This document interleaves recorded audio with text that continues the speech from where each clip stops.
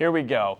We're going to talk about women's soccer to start out with. Unfortunately, they've lost the last 3 games. They are 4-9 and in last place in the MAC East with a 2-4 record. John, what is going on? And here's the thing. It's ultimately the upperclassmen. All right, the underclassmen are performing brilliantly, starting off with Taylor Smith in net. She's only allowing 1.17 goals against per game. She has been absolutely outstanding since she replaced an upperclassman, and that has been the theme for this team. In fact, their leading scorer, Stephanie Rowland, is also a freshman, and she has 5 goals, 1 assist in soccer. That is huge to have 5 goals off of 30 shots. She's fighting in the back of the net. She's getting most of her shots on goal. She's not taking corners for this team, though. That's another person's role. She's doing this solidly off of good striking. And that is so huge for a young team such as this team to have a striker who's able to score at any point. It's exactly what Landon Donovan was doing for Team USA when he was coming off the bench, not in this last World Cup, but 2 World Cups ago. Absolutely. Luckily for the Bobcats, they just came off a bad loss, a 2-1 loss against Ball State, who was #1 in the West. They are 10-2-2 and 6-0 in the Western Conference, absolutely dominating. Luckily, the upcoming schedule this weekend, they play 2 teams below 500. They play Eastern Michigan at home, 4-8-2, and they play Bowling Green, who's 6-7-1. Hopefully, this gives them a little momentum going forward.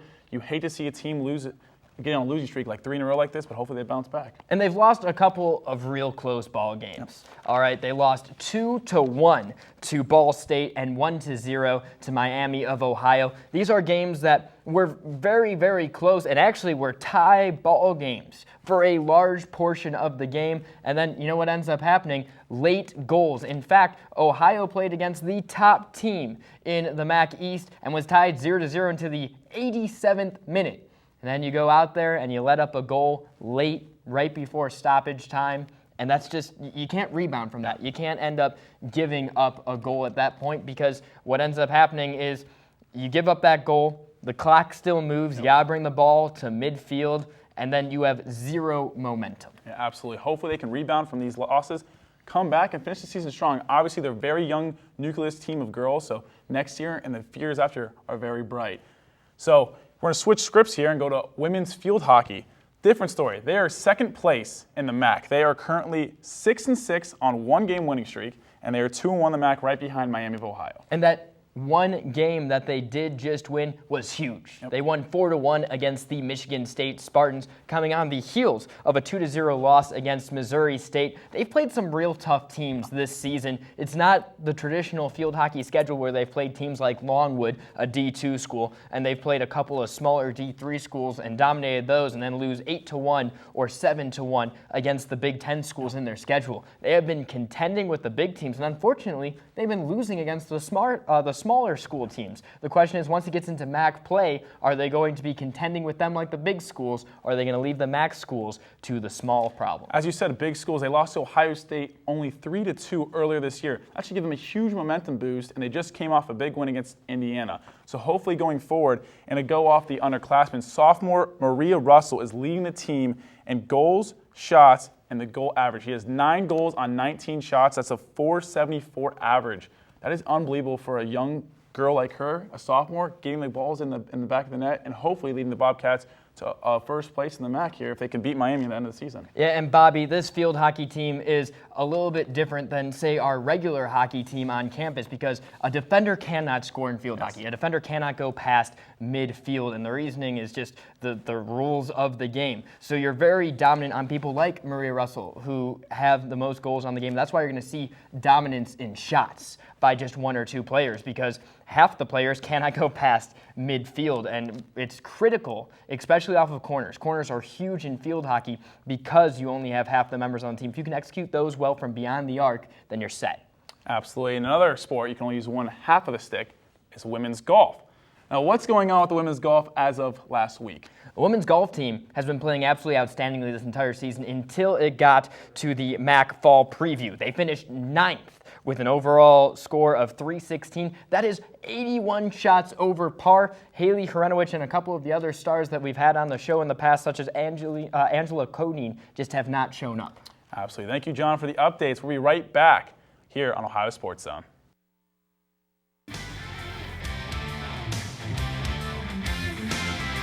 So, I'm kind of new here, but I've noticed a trend. My human does this funny thing where she goes around and gets all my toys, and then she hides them in that basket by the door. But it's always the same basket, and it's always in the same place. And then she acts so surprised when I find them, but, she's putting them in the same basket. Again. It's like, hello? That's where you put it last time. You were the worst at hide and go seek.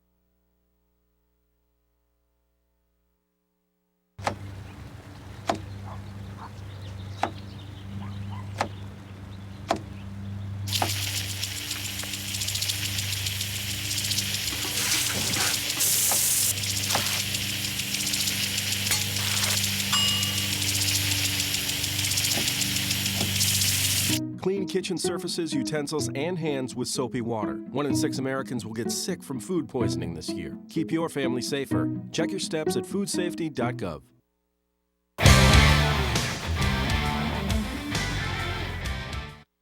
Hello, welcome back to Ohio Sports, and I'm John Coast alongside Bobby Levine, and we have our guest Mitchell Lyons right next to me as well. And man, this Ohio football team has been fun to watch this year. You wouldn't think it after what happened last season. It was a rough 6-6 season, but this year they've come out of the gates. They've only lost one game. It was to a Big Ten opponent, and this weekend the power rankings in the MAC conference are Ohio at 3, Western Michigan at 4. That's the Bobcat Blackout matchup that will be at Peden Stadium at noon.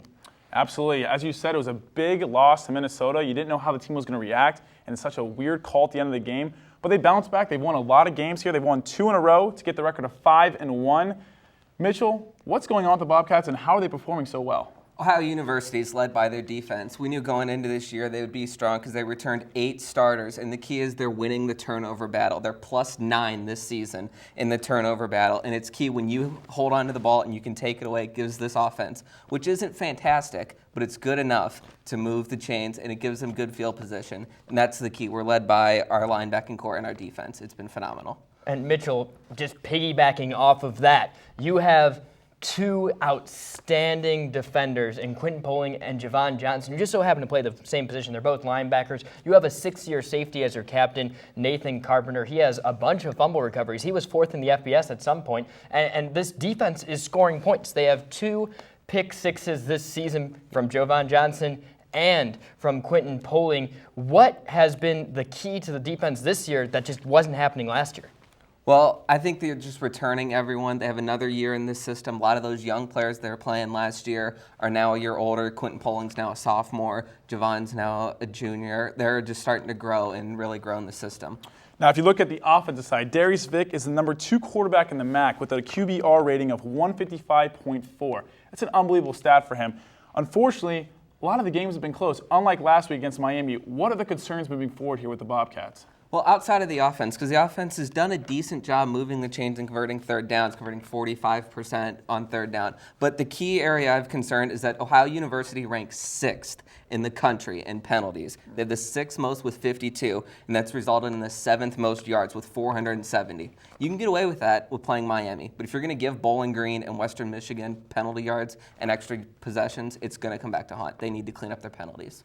And Mitchell, the veteran skill position players on this team have not been looking very good. They've been quite stagnant, actually. The guy who's been getting it done for this Ohio football team has been Poppy White. Poppy White, in just 20 carries, has been averaging a little over 6 yards per carry. He also has the most receiving yards for this Ohio team in 2 of the last 3 weeks, coming out of the back position once again. This is a guy who came into the team this year. You thought he was going to be a skill position player who was just going to come in on third downs, a guy who was just going to play minimal downs, but now he's emerging and he might be the star. What has been the key for him to such a rapid success? Because last year he was on the team too, you just weren't hearing his name. Last year, he was a redshirt freshman. This year, they're giving him the ball, and he looks like Darren Sproles coming out there. He's playing that role of a pass-catching back. And while they have the big back and A.J. Ouellette kind of getting the tough yards, they're just swinging him the ball on swing passes, run him up the gut. You don't know if it's going to be a pass or a run with him. He's just been phenomenal this year, catching balls and running it. Absolutely. Kind of reminds me of the Lendell White, Reggie Bush era at USC, the power back and the speed back going at it. It's very tough to defend 2 big running backs. Now ahead, we have Western Michigan, as John said, for the Bobcat Blackout. After that, we go on the road at Buffalo and then at Bowling Green. and we finish up the season 3 games after that at NIU. What are the games you're worried about the most? Because I realize we are underdogs against Buffalo and then at NIU. Yeah, I think the one you first off cannot look past Western Michigan. Yes, they're 2-3, but 2 of those losses came to Michigan State and Ohio State, 2 really good teams that were contending for the Big Ten and possibly a playoff spot. Their other loss came to Georgia Southern. Not a big name, but they're leading the Sun Belt Conference. So they've played a really tough out-of-conference schedule. So you can't look past Western Michigan. Obviously, Bowling Green's the class of the Big Ten East right now. They look really good. And NIU's always tough. You can't look past them either. And Mitchell, you mentioned that you can't look past Western Michigan. Last year, Ohio played in Kalamazoo against Western Michigan, and Ohio University did not look good there. They lost by 20 points. And a lot of it came on the heels of Jarvian Franklin, the big running back who last year was a freshman, set a school record in touchdowns for Western Michigan. How are the big linebackers and the big defensive front for Ohio going to have to stop him? Are they going to look at zone plays? Are they looking at man? What's the strategy to stopping the guy? I think you have to sell out and stop the run completely. Bring everyone, take him out of the game, and force him to beat you through the air. Well, that's awesome. Okay, guys, last thing. What are your predictions for the Bobcat Blackout game against Western Michigan? Mitchell? I think it's going to be a really good game, but I like Ohio to take it 27-24. Bobby, it's going to be a close game. These are 2 dominant defenses. I think the score is going to be 21-17 in favor of Ohio, and I also think you're going to see a defensive touchdown once again this week, and that's going to be the deciding factor. If you win the turnover battle, that is key of winning the football game. In my opinion, I think it's going to be high scoring. I think it's going to be 31-28, Ohio University on top. All right, that's all the time we have for this segment, but don't go anywhere because we have hockey and a special thing about this Ohio hockey team coming up right after this break.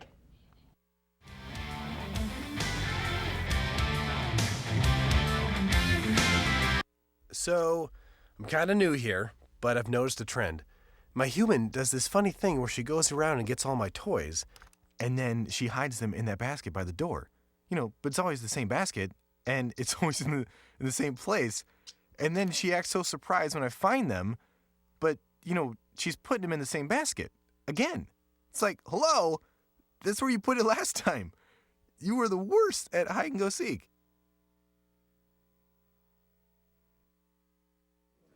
I didn't see you there. Ever wonder what really happens in the world? Ever wonder what the media is keeping from you? Well, look no further than AVW's News Time for all your answers. Ohio University's most reliable source of unreliable news. All news, all the time, none of the facts. All made possible by AVW Productions. You can trust us. We're professionals.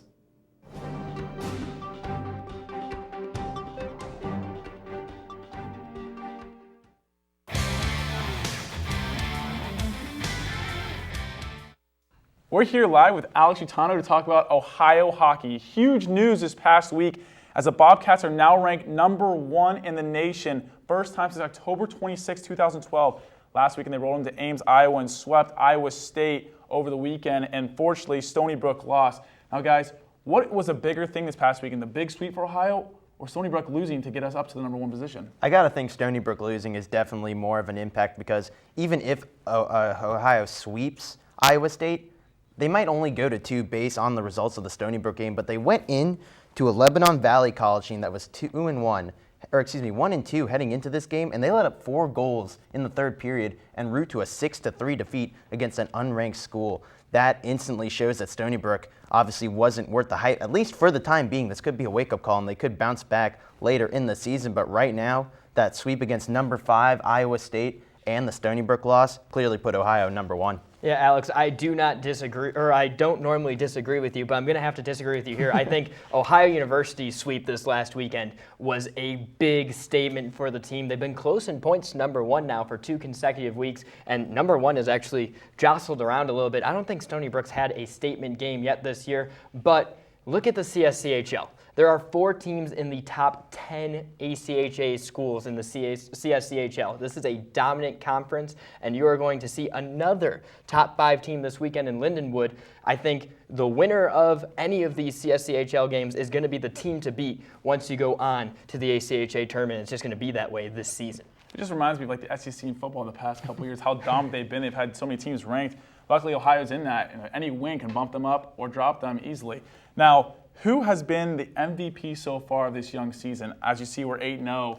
Obviously, it's very hard to tell, but who, in your opinion, is? Well, there's just been so many fantastic players that have stepped up big for this Bobcats team, especially on the defensive end. But I'm going to look at a freshman forward, Matt Rudin, who has come in. He is right now tied for first on the team in goals with 6, alongside captain Michael Harris. He has 4 assists, and he is second on the team with 10 points. And after last year's freshman class, they did well, so I'm not trying to insult them, but they didn't make quite the impact like guys like Matt Rudin are having, and it completely caught me by surprise right from the starting weekend. You think, yeah, he's facing a John Carroll opponent that might not be too tough. He might just be having a good weekend against a below-average team, but then he scores a goal against Iowa State, and he's looked good ever since, even against tougher opponents like West Virginia. So right now, there's no doubt in my mind Matt Rudin is the MVP so far. And Matt Rudin has been great. Michael Harris has been great, but I'm going to look at the defensive end because that is where this team has really shined this season, and you got to look at Mike Lafreniere. Lafreniere last year only had 9 points, 2 goals the entire season. We're 8 games into the season right now, and for Ohio University, Mike Lafreniere has 9 points once again, 4 goals, 5 assists, and this is a guy who keeps the puck in the offensive zone. He keeps the puck in the attacking zone, which is important so that way the offense can score goals, can be as dominant as this offense has been, scoring 5 goals against an Iowa State team that's ranked in the top 10, scoring a bunch of goals against John Carroll, and scoring a lot against Eastern Michigan. That can't happen if the defense isn't as cohesive as it has been, and Mike Lafreniere was a huge part of that. I mean, on the blue line, Mike Lafreniere, like you said, he's just been doing a great job of keeping the puck in, and that's something that the stats will not reflect. He's so quick, and he does a great job of reading pucks off the boards. He keeps them in, and like you said, it generates the offense. Now I'm going to switch it up. I'm going to go with Michael Harris as my MVP. I know you guys have defenders and goaltenders, but offense, in my opinion, is how to go. Michael Harris is leading the team with 13 points, 7 assists, and 6 goals, doing an excellent job. Now, moving forward to this weekend, as we talked about just a little bit, they host Lindenwood, who's number 3 in the nation. How big is this series for Ohio?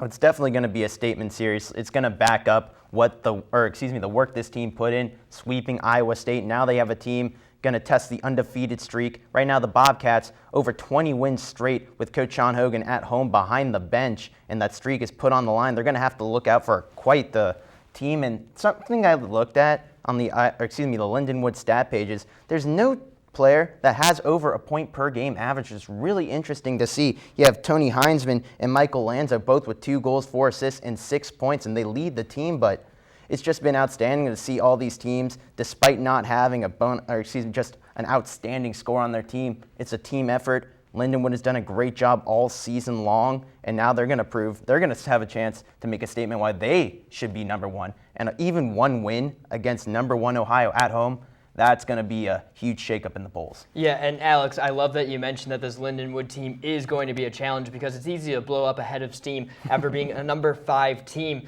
Lindenwood's a very different team than this Iowa State team, though. Iowa State is centered around great defense and, of course, an outstanding goalie in Matt Cooper. We've seen him time and time again watching Ohio University play, but this Lindenwood team is a big scoring team, and it's going to be the first big offensive challenge that Ohio University is going to have to face. Aaron Alkema has 3 shutouts in 5 games. The key is going to be for this team to go out there and try and protect Aaron Alkema. If they can do that, it'll be a successful series. Quick before we go to the break, do we win both games this series? I think they can split, but one loss could be in overtime, but you just never know. They absolutely could win both games, but they absolutely could lose both. That's what the goal is. We'll see if they can accomplish that here. We're going to take one final break. We have a special segment coming up right after on Ohio Sports Zone.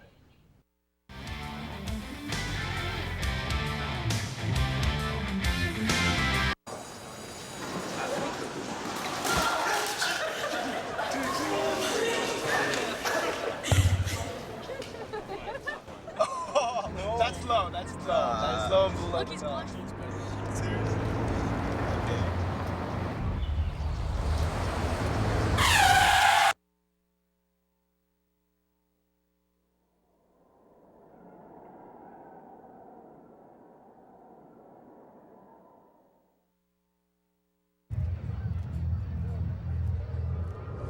Looking for these? You drive buzzed. It could be one very expensive ride. First, you gotta make bail. Then pay me to get your car back. Your insurance premiums will go through the roof. And my legal fees just keep adding up. All told, it could end up costing you $10,000. Nothing kills a buzz like getting pulled over for buzz driving, because buzz driving is drunk driving. Toucan Sam. What's it take to get some hunky construction equipment up in here, huh? I hope you're joking. I think we need to follow the advice of Jesus and get down, girl. Go ahead, get down. Please state your name and the role you're auditioning for. Hi, my name is Christopher Walken. What if it is Loch Ness Monster? I mean, I got some shopping to do at Whole Foods, but I'll join in. But to my captain. I'm right then. I knew I was right.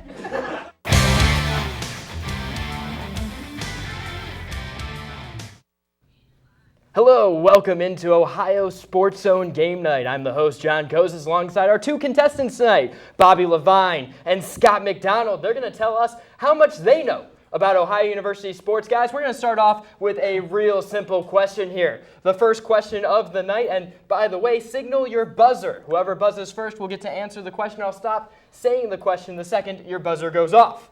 What teams will be participating in the Bobcat Blackout this Ohio University football against Western Michigan. Okay, there are 3 total teams. You got the other 2. Oh, I buzzed into it. Let's go with Ohio basketball and Ohio volleyball. All right, it's Ohio women's basketball in the Basketball Madness at 3:30. You were correct with Ohio football at noon against Western Michigan. And finally, Ohio volleyball against Toledo in the Convocation Center at 7. Those will be the 3 matchups for the Bobcat Blackout. Now we're going to move strictly to football, guys. These are where the questions are going to get a little bit tougher. Ohio University's pass defense has been huge this year. Through all the games they've played, how many pass touchdowns have they allowed? I'm going to say 3 touchdowns. And Scott McDonald is correct. They have allowed 3 opposing pass touchdowns this season thus far. Now, they have been great at turning the ball over. We talked about it earlier on the show. Ohio University football has 2 pick sixes, though. Just name one defender. Quentin Poling.